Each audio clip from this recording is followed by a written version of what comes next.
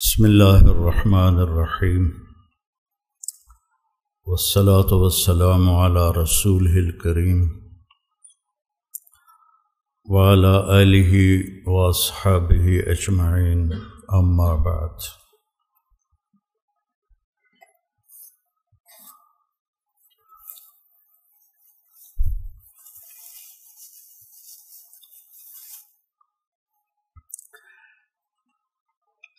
رواجی طریقے، رسمی طریقے، ان پر چلنا آسان ہوتا ہے، چل جو رہے ہوتے، لیکن نئے راستے تلاش کرنا، منزل کو متعین کرنا، پھر اس پر اپنے آپ کو کھپانا، یہ مشکل کام ہے، آسان نہیں ہے۔ انبیاء سب سے زیادہ مشکل میں ڈالے گئے کہ ما سمعنا بہذا فی آبائنا الاولین، یہ تم کیا بات کر رہے ہو، ہم نے تو پہلے کبھی نہیں سنی، ہمارے باپ دادے نے بھی یہ کبھی نہیں کیا، تو یہ تم وجدنا علیہا آباءنا لہا عابدین، ہمارے باپ دادے جو کر رہے تھے ہم وہی کریں گے، تم یہ کیا لے کر آ گئے ہو؟ تو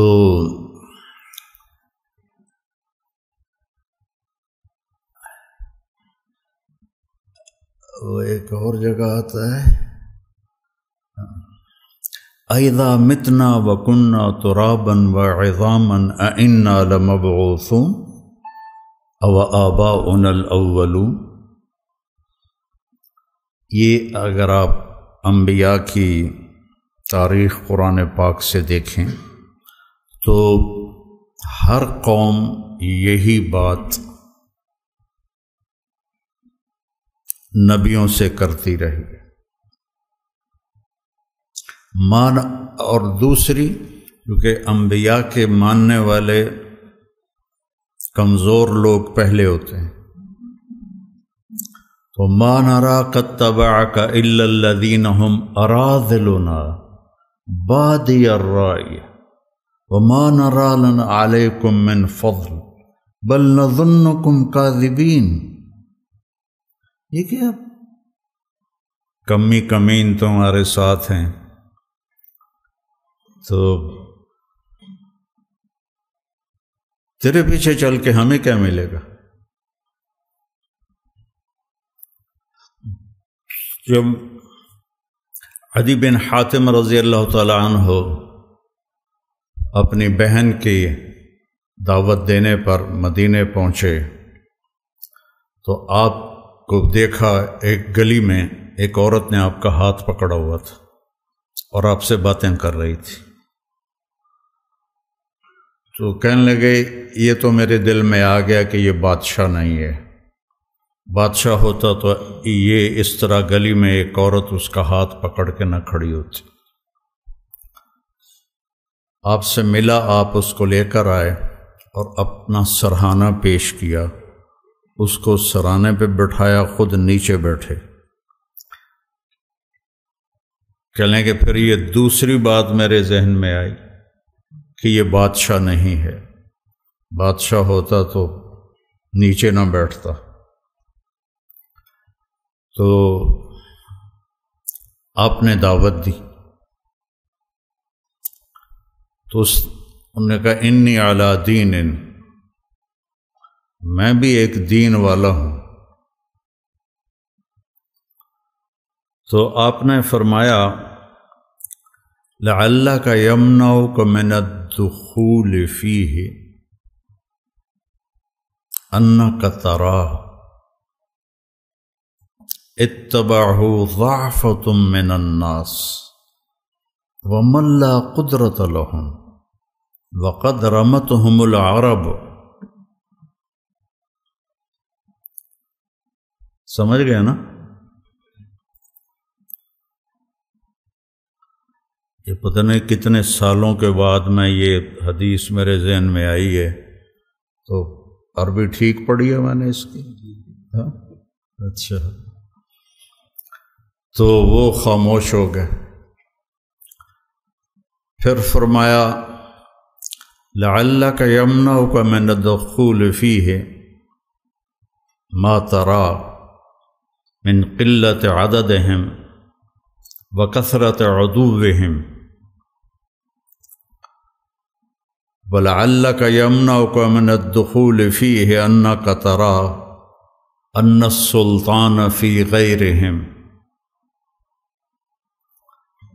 تو عدی کہنے لگے میں تو ہل گیا کہ یہی باتیں میرے اندر تھیں، کیونکہ اس نے کسریٰ اور قیصر کے جاہ و جلال دیکھے تھے، اور کسریٰ بھی خسرو پرویز جس جیسے بادشاہ دنیا میں بہت کم آئے۔ تو پھر آپ نے فرمایا کہ عدی واللہ، پہلے کہنے لگے ارأیت الحیرہ، کہنے لگے دیکھا تو نہیں سنا ہے۔ فرمانے لگے تخرج الضعینۃ منہا فی حلیہا وحللہا وتطوف بیت اللہ وحدہا ولا تخاف علی نفسہا احد۔ تو عدی کہنے لگے میں نے قلت فی نفسی فأین دعار بنی طی الذین سعروا البلاد، میرے قبیلے کے بدماشوں سے کیسے بچے گی وہ جنہوں نے پورے عرب میں آگ لگا رکھی ہے؟ تو ان کے قبیلے کے سب سے بڑے بدماش تھے رافع بن عمیرہ۔ تو یہ بیچ میں ایک بات آ گئی تو اس کو بڑھا رہا ہوں۔ جب یرموک کے میدان میں خالد ابن ولید رضی اللہ تعالیٰ عنہ نے فرمایا کہ باہان جو ان کا امیر تھا رومی فوج کا، اس نے کہا کہ 9 دن یہ جنگ چلتی رہی تھی، 9ویں دن فیصلہ ہوا تھا کہ آج ایسا کرو تم عرب نکلو، غساسنہ اور تغلب یہ 2 قبیلے عرب میں محروم رہے اسلام سے، بنو تغلب اور بنو غسان۔ تو تم ان کے مقابلے میں جاؤ، لوہا لوہے کو کاٹے۔ تو حضرت خالد ابن ولید کو پتہ چلا تو انہوں نے فرمایا بھئی مجھے 60 آدمی دے دو، میں ان کا مقابلہ، پہلے 30 کہا۔ تو ابو سفیان فرمانے لگے کہ اجد ام ہزل، تو کہنے لگے جبار فی الجاہلیہ و خوار فی الاسلام۔ تو وہ کہنے لگے یہ خواری اور جباری کی بات نہیں ہے، دانش مندی کی بات کر رہا ہوں کہ بہت فرق ہے، تم نے زیادہ ہی جذبہ جوش دکھانا ہے، تو 60 تو کرو۔ اب ابو سفیان کہہ رہا ہے 60 تو کرو۔ تو ابو عبیدہ کہنے لگے کہ وہ امیر تھے، کہنے لگے یہ ابو سفیان ٹھیک کہہ رہا ہے، 60 ہونے چاہیے کم از کم، کن لوگوں کا انتخاب کرو گے؟ یہ تمہارے ذمہ ہے۔ کم اس لشکر میں ایسے لوگوں کو جانتا ہوں کہ جب وہ اللہ کے سامنے ایسے ہاتھ اٹھاتے ہیں تو ان کے ہاتھ کبھی خالی نہیں آتے۔ تو انہوں نے فرمایا پھر چن لو۔ تو انہوں نے سب سے جو پہلا نام لیا وہ تھا عین فضل بن العباس، اور دوسرا نام لیا عین عمرو التمیمی، اور تیسرا نام لیا عین رافع بن عمیرہ الطائی۔ جو بنو طے کا سب سے بڑا بدماش تھا، اس کے بارے میں خالد بن ولید یہ فرما رہے ہیں کہ یہ ان لوگوں میں سے ہے جب ایسے کرتا ہے خالی نہیں آتا۔ کبھی ہم بھی تم میں بھی چاہت تھی، کبھی ہم بھی تم میں بھی راہ تھی، کبھی ہم بھی تم بھی تھے آشنا، تمہیں یاد ہو کہ نہ یاد ہو۔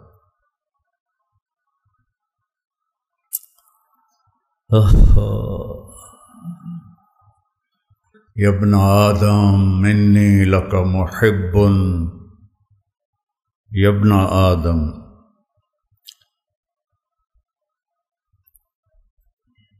یا ایھا الذین آمنوا نہیں، یا ابن آدم انی لک محب فبحقی علیک کن لی محبا۔ تو وہاں سے تو یہ ندا آج بھی ہے، کبھی ہم بھی تم میں بھی چاہت تھی، کبھی ہم بھی تم میں بھی راہ تھی، کبھی ہم بھی تم بھی تھے آشنا، تمہیں یاد ہو کہ نہ یاد ہو۔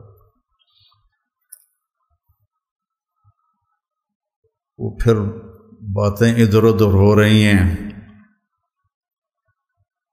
پہلا لشکر جو شام میں داخل ہوا وہ عامر ابن عاص کا تھا رضی اللہ عنہ، 8000 کا دستہ تھا ان کا۔ تو انہیں پتہ نہیں تھا اور روم تیاری کر کے بیٹھے تھے۔ وہ 1,00,000 کا لشکر جرجیس ان کا سردار تھا، انہوں نے دفعتاً حملہ کیا اور 1,00,000 اور 8,000، تو انہوں نے ان کو چاروں طرف سے گھیر لیا۔ تو واثلہ بن اسقع رضی اللہ تعالیٰ عنہ یہ اصحاب صفہ میں سے تھے پہلے۔ وہ کہتے ہیں کہ ہمیں رجز بھول گئے۔ عرب لڑائی میں جو شعر پڑھتے تھے انہیں رجز کہتے تھے، لیکن ہمیں رجز بھول گئے اور ہم نے سمجھا ہا ہن المحشر اليوم، آج یہیں ہماری قبریں بنیں گی، اور ما کان قولنا الا ان یا رب محمد انصر امت محمد۔ ہم سب کی زبانوں پر ایک بول تھا، یا رب محمد انصر امت محمد۔ وہ بیت اللہ کی 40 منٹ کی دعائیں نہیں تھیں، وہ 30 لاکھ کے مجمع کی آہ و بکا نہیں تھی۔ ایک لفظ یا رب محمد انصر امت محمد۔ عبداللہ بن عمر بھی اس لشکر میں تھے۔ فرماتے ہیں کہ جب زوال ہوا اور سورج ڈھلا تو میری نظر پڑی آسمان پر، تو ان فرجت فی السماء فرجۃ، میں نے دیکھا آسمان پھٹ گیا، وخرجت منها خیول شہب، اور شہابی رنگ کے گھوڑے جن کے اوپر سوار اور ان کے سفید عمامے، وَيَقُودُهُمْ فارس، اور ان کے آگے ایک سوار، سب کے ہاتھوں میں نیزے۔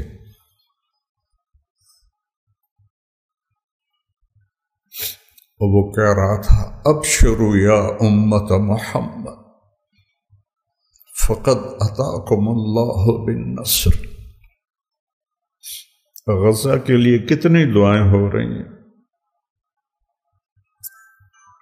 کتنے معصوم بچے ذبح ہو گئے، بوڑھے جو شہید ہو گئے وہ تو مزے میں چلے گئے، لیکن جو زخمی ہو گئے، معذور ہو گئے، ماں باپ مر گئے، خیموں میں پڑے۔ ابشروا یا امت محمد فقد اتاکم اللہ بالنصر۔ اے امت محمد تمہیں بشارت، تمہارا رب تمہاری مدد کے لیے آ گیا۔ یہ جو میں کہتا ہوں نا دعا میں یا اللہ آ جا، یہ میرے ذہن میں ایسے ہی واقعات گھومتے ہیں، تو پھر میں کہتا ہوں شاید میرے پکارنے پر بھی آ جائے،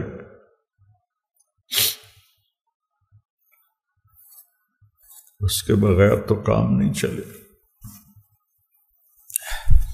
تو فرماتے ہیں وہ ایسے آئے اور ہمارے سروں پر آ کے غائب ہو گئے، اور تھوڑی دیر کے بعد پورے روم کا لشکر پیٹ پھیر کے بھاگ رہا تھا، اور حضرت عامر بن عاص نے اعلان کیا کہ کوئی پیچھا نہ کرے، کہ ہم بہت تھوڑے ہیں، کوئی پیچھا نہ کرے۔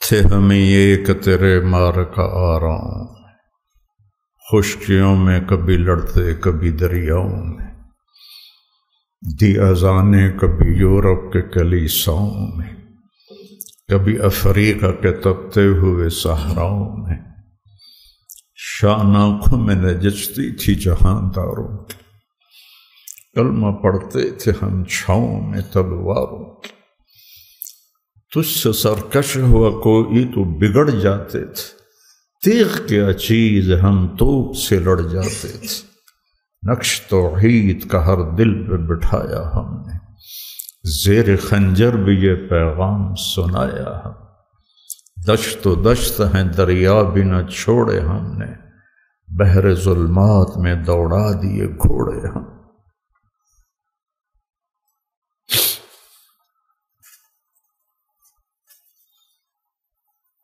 قصے ہی رہ گئے، کہانیاں رہ گئیں،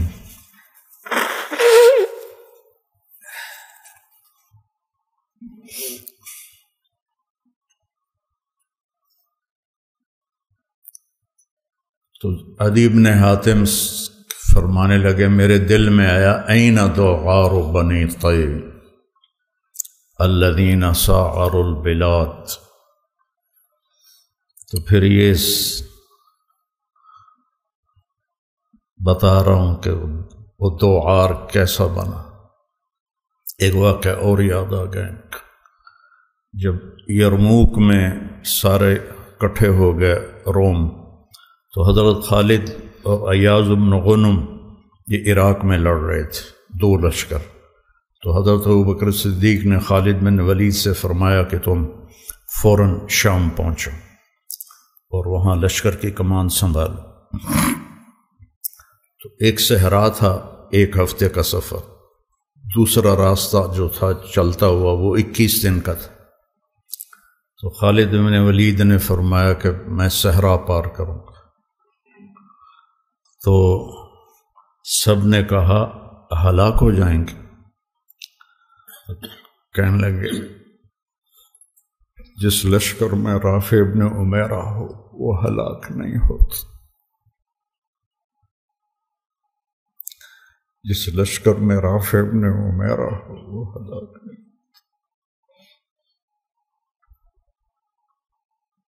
پار کر گئے۔ پھر آپ نے فرمایا یا عدی واللہ لتفتحن کنوز کسریٰ،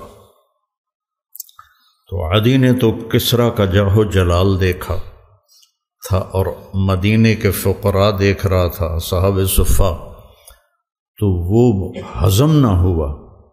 کہنے لگے اکسریٰ بن ہرمز، کس کسریٰ کی بات کر رہے ہو؟ روٹی کے ٹکڑے کو بھی کسریٰ کہتے ہیں، کس کی بات کر رہے ہو؟ اکسریٰ بن ہرمز، ہرمز کا بیٹا کسریٰ؟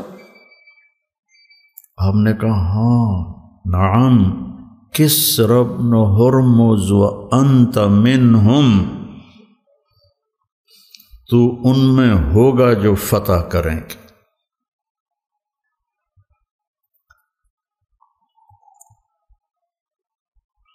حضرت عمر کے زمانے میں جب قصر ابیض کا گھیرا کیا تو عدی بن حاتم نے کہا اللہ اکبر، صدق اللہ ورسولہ۔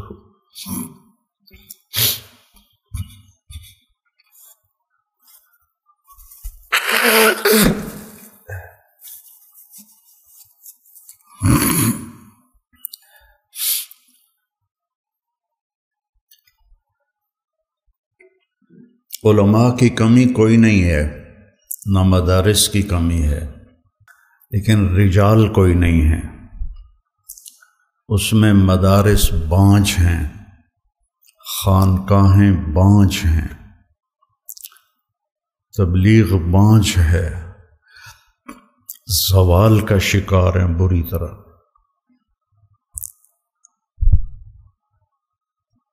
تو ایک ڈیوٹی سمجھ کے کرنا کہ مجھے سبق پڑھانا ہے،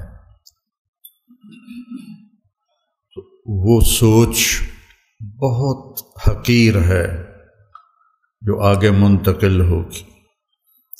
لیکن یہ سوچ کہ ہم نے اس دنیا کو چھوڑنے سے پہلے ایسے لوگ تیار کرنے ہیں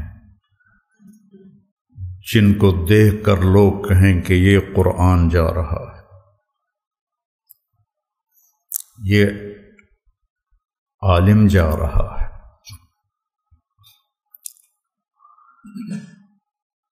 اب یہ اللہ کی مدد کے بغیر تو ہو نہیں سکتا۔ ایسا تو نہیں ہے کہ ہمارے پاس کوئی ایسے سکرو ہیں یا مشین ہے جس سے ہم ایسے نسل تیار کر لیں گے۔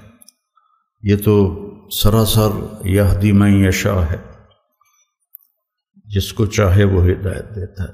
آپ سب خوش قسمت ہیں، آپ کے اساتذہ، کہ اللہ نے آپ کو ایک انتہائی اعلیٰ ترین مصروفیت عطا فرمائی۔ مدارسۃ العلم ساعۃ خیر من احیاء لیلۃ القدر عند الحجر الاسود۔ یہ بھی آج کوئی 20 سال بعد یاد آئی۔ مدارسۃ العلم ساعۃ، ابو ہریرہ کی روایت، خیر من احیاء لیلۃ القدر عند الحجر الاسود۔ اتنی بڑی محنت میں اللہ نے لگایا ہے، آپ خوش قسمت ہیں۔ لیکن ایک رواجی طرز پہ چل کے زندگی گزار دینا اور ایک ایسا کچھ کرنا کہ کچھ آدمی کر کے جائے۔ میں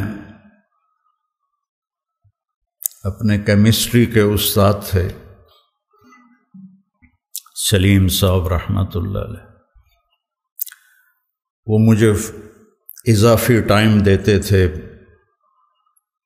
کوئی ٹیوشن وہ پیسے نہیں لیتے تھے، ویسے ہی ان کو محبت تھی مجھ سے، مجھے اضافی ٹائم دیتے تھے۔